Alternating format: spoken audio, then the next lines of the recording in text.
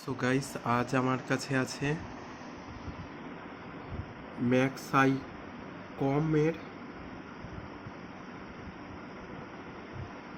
পাওয়ার over voltage protection একটা power supply SMPS switch mode power supply, যার মধ্যে লেখা আছে power output over voltage protection, over current protection, shorts circuit protection, surge protected output. Input হচ্ছে 100 থেকে 224 volt AC, 50 থেকে 60 hertz. Output একটা LED indicator, আর আউটপুট ম্যাক্সিমাম নেওয়া যাবে 12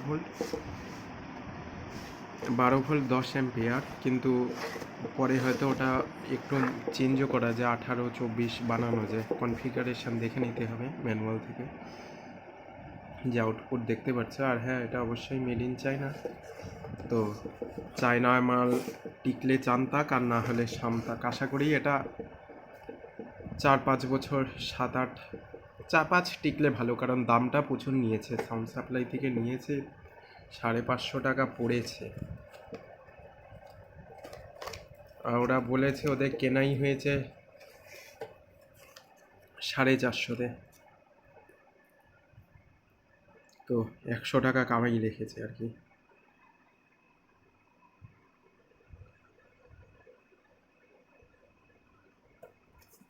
তো ভিতরে প্রোডাক্টটা দেখে নিচ্ছে কি আছে।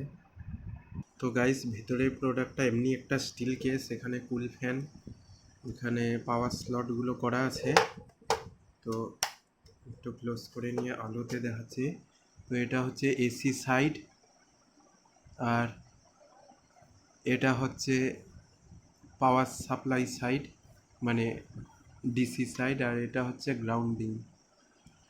তো এটা 3 পিন কনফিগারেশন ব্যবহার করাটা বেস্ট হবে, তাতে শকপ্রুফ হয়ে যায়, বডি কানেকশন, আর্থ কানেকশানটা পেয়ে যাবে।